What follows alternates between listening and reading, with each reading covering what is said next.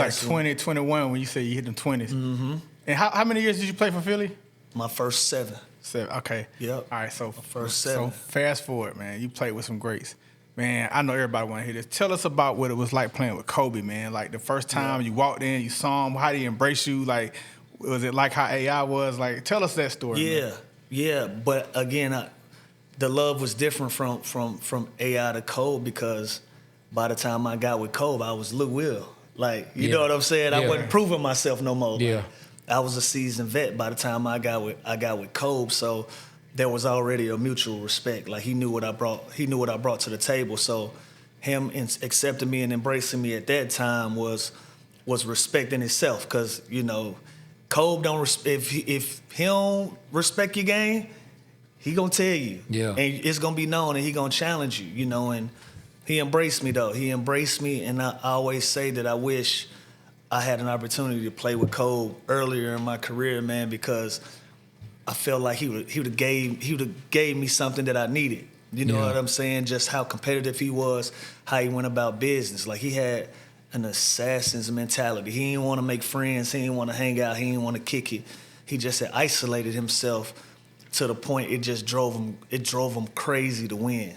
Yeah. And I think I felt like I needed somebody like that earlier in my career. You know what I'm saying? That was just zero dark 30 with this shit. Like, it's like military minded. So that's how he was, just all about basketball.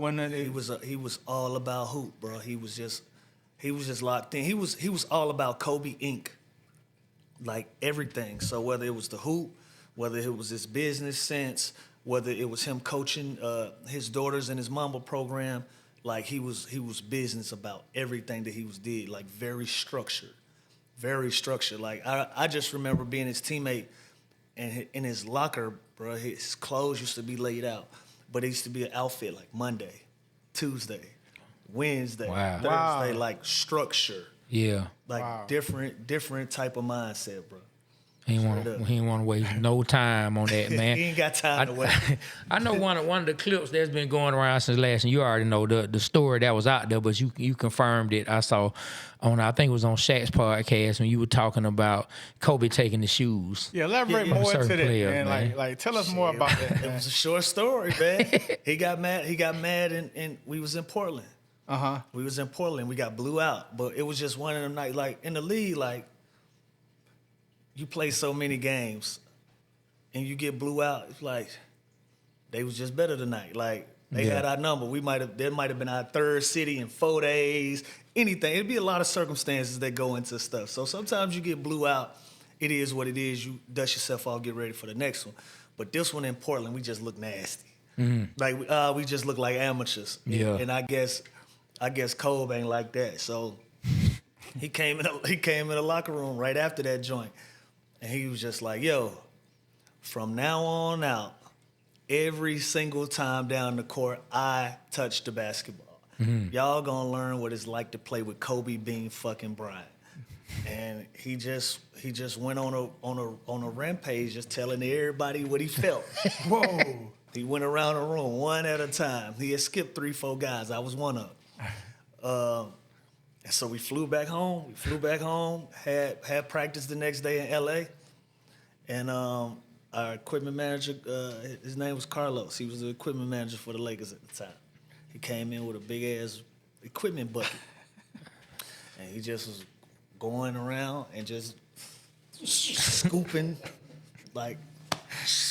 Kobe's out of the niggas' lockers. he just started scooping. And so what make the story funnier is the only two people that was in the locker room when he did it. I was in the locker room. Nick Young was in the locker room. Oh man! And me and Nick had this funny ass relationship. We thought everything was funny. Yeah. So Nick is signed to Adidas. I'm signed to the Chinese company Peak. Okay. We don't got no Kobe's. Yeah. So we are crying, laughing that he taking everybody's shoes. Cause we like, bruh, we couldn't believe it. He said, yo, Kobe said y'all can't wear his shoes, y'all niggas soft. He don't want y'all wearing his shoes. And he just was scooping the Kobe's out of everybody's locker room. Was there anybody that bucked? I'm like, man, I don't give a damn about these damn shoes. Like, did anybody try to buck on Kobe? No, because, well, one, we had a lot of young guys on that team at Okay. the time. Like a lot of young guys. Wasn't nobody gonna challenge. Who Kobe was like Bryant. the young guy that kind of ended up being something that was on the team? All of them. D'Angelo Russell. Okay. Was Julius on that team? Julius Randle, he was on that team at that time. Yeah. Brandon Ingram. Yeah. Oh wow. Jordan Clarkson. Yeah. All of them was on that team. See, I don't even Yeah. remember that, man. Yeah. Was because Nance on that team? Was Larry Nance Jr. was he on that team at the time? Was Yeah. on that team. You don't remember a lot of that because I think a lot of people forget that we were in a rebuild. Yeah. Mm-hmm. Some great players. Yeah, we were in a rebuild, and you had a lot of young guys, and they started the season ready to develop these young guys because a lot of them at that time was like 1-2 year guys. Yeah. And they were going to develop them. And so Kobe came into training camp like ready to go. Excuse me. And I remember we was in Hawaii for training camp, and he was like really pushing it. Like, so we like, okay, we got 2-4 this year. We gonna, we young, but Yeah. we gonna see what we gonna make shake. And man, like 10 games into that season, his body started breaking down. Yeah. And it turned from developing these young guys to the The farewell tour.